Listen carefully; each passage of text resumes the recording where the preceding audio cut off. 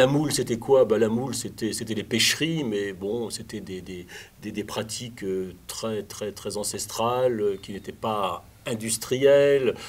Bon, ils pêcheraient aussi, bon, ils pêchaient du poisson aussi, puis il y avait bien sûr la moule, et puis il y avait l'huître qui n'était pas très loin. Mais bon, ça faisait vivre des petits commerces, il y avait donc peu de personnes à embaucher. Donc les jeunes, globalement, partaient beaucoup dans la Marmare, dans la marine marchande, ou alors dans la Royale, hein, dans la marine de guerre, et puis, ou alors partaient sur Dole, sur Rennes, ou alors c'était l'exode, bien sûr, vers les Bretons partaient sur Paris pour trouver du travail. Donc, ce qui fait que le Vivier, Cherhuet, Irel, Vide-la-Marine, Saint-Benoît-des-Ondes, se vidaient de leurs habitants. Enfin, on va s'arrêter au Vivier, parce que le Vivier, c'est le Vivier, justement, hein, de la moule. Donc, périclité, alors qu'ils avaient connu quand même ce port du Vivier, ces heures de gloire, juste après-guerre, quand il y avait eu pas mal de trafic commercial avec l'Angleterre, avec le train, Dole n'était pas très loin, il y avait pas mal de choses. Et puis bon, petit à petit, ça avait périclité, le port était tombé en désuétude. Alors, ce qui s'est passé, il y a eu une renaissance du Vivier avec justement, eh bien, un jour, des Charentais qui cherchaient à étendre leur culture de moule. Ils voulaient trouver d'autres champs. Et il faut dire qu'à cette époque-là aussi, il y avait donc la maladie, la maladie les a amenés. Le méthylécola qui les a amenés, qui les a obligés finalement à trouver d'autres terrains de culture. Et ils ont commencé à faire leurs expériences, c'est-à-dire qu'ils ont quitté leur pays. Hein.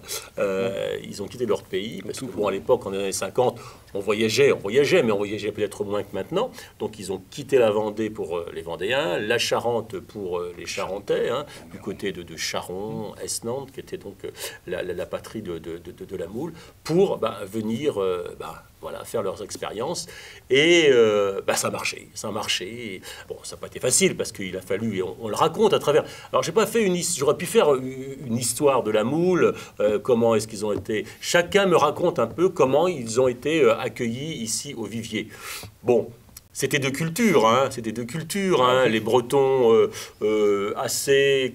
Bon, on dit que le Breton est voyageur, peut-être à Saint-Malo, mais peut-être là, c'était un petit peu, même si beaucoup étaient partis, enfin ceux qui restaient un peu dans leur milieu, vivotaient avec leur pêcherie, etc. Travaillaient dur, parce que la pêcherie, il y avait deux marées, hein, et puis la marée, ça commande pas, hein, soit le matin, soit la nuit et tout ça, des mecs durs au mal. Ils faisaient deux métiers d'ailleurs, hein. Ils étaient paysans et marins.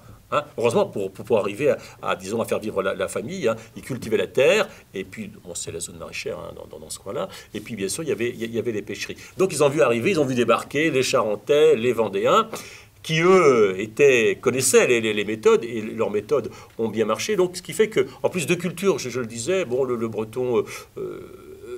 un peu repliés sur eux-mêmes, sur leur affaire, catho. Les Charentais, pas du tout. Hein. Les Charentais, ils ne fréquentaient pas l'église.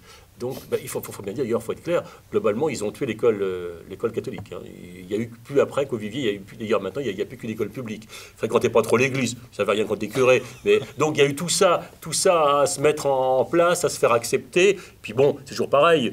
L'étranger, l'autre, au départ, bon, il y a une certaine, disons, qui c'est celui-là, qu'est-ce qu'il vient faire? Il vient manger le pain des Bretons, etc., etc.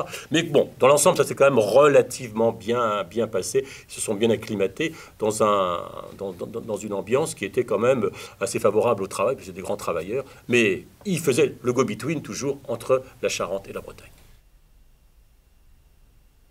Mais ils ont réussi parce qu'ils ont trouvé un terrain qui s'acclimatait à la culture de la moule. Et avec les Bouchots, ils ont fait, dès le départ, ils ont montré voilà, comment on travaillait la moule, et avec leur méthode qu'ils ont importée. Hein. Ils apportaient d'ailleurs, leur bois venait des Charentes, tout venait des Charentes.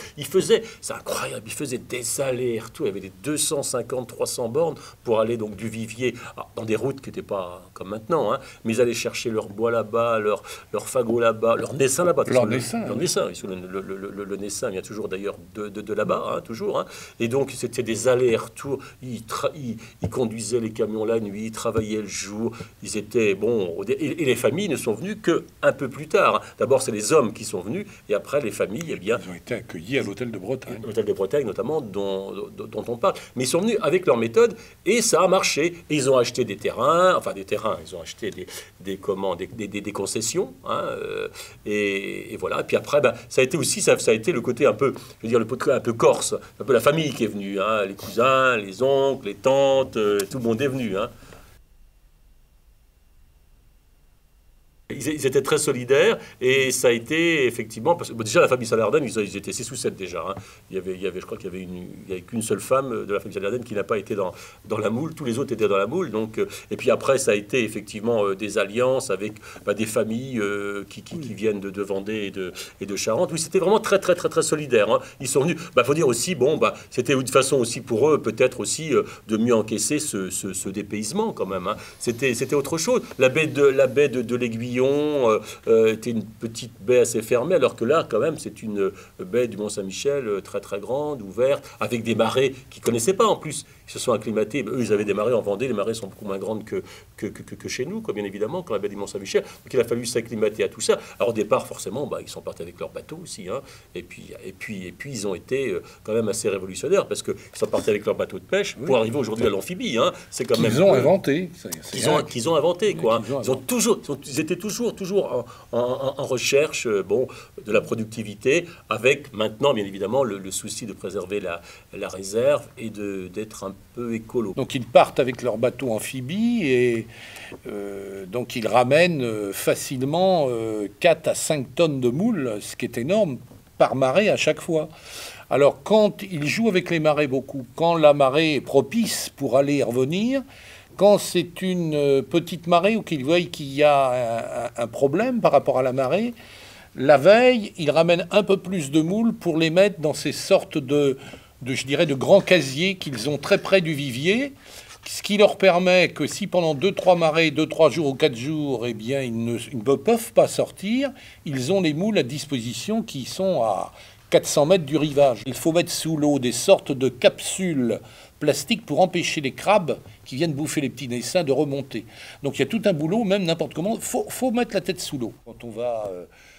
planter les naissins des moules, quand on va enlever les pieux, qu'on en remet d'autres, quand on va cueillir les moules, quand on va justement mettre les naissins et qu'on va carrément dans l'eau au milieu de la baie, c'est quelque chose d'assez impressionnant auquel j'ai participé, puisque moi-même j'avais mis mes waders, mes bottes, et je me suis retrouvé avec le Nikon au niveau de un peu plus que la ceinture et au milieu de la baie, quoi. Donc c'est quand même étrange d'être à 3 km de Granville, 6 de Cancale, 2 du Mont, et d'être comme ça dans la flotte. On se demande ce qu'il y a en dessous. Eux, ils sont habitués. Mais... Donc j'ai vécu une expérience, en fait, très riche et sympa. Et avec Philippe, parce que tu es venu aussi avec moi lors des reportages photographiques. Pas tous, mais bon. Et puis j'y suis retourné moi-même tout seul, quoi. L'AOC, c'est une bataille qui a été menée par Gérard Salardenne, qui était le fils du père, hein, c'est le premier qui est interviewé, et puis le combat a été repris par Stéphane Éric, qui est actuellement donc le président des méthyliculteurs, pour obtenir l'AOC, qui a été obtenu. Bon, il y a une campagne de presse intelligente, il y a eu aussi le soutien des élus de tous bords pour arriver à ça, de façon à faire reconnaître la moule de la baie du Mont-Saint-Michel. Alors c'est vrai que le Mont-Saint-Michel, tout le monde se bat pour l'avoir, le Mont-Saint-Michel. Les Normands, parce qu'il paraît qu'il est en Normandie, le Mont-Saint-Michel, et les Bretons qui veulent qu'il soit en Bretagne. Et le fait que ça s'appelait Mont-Saint-Michel, c'est donc important pour eux, parce que Mont-Saint-Michel, ça veut dire quelque chose à Strasbourg, à Marseille ou à Bordeaux, bien évidemment en Bretagne.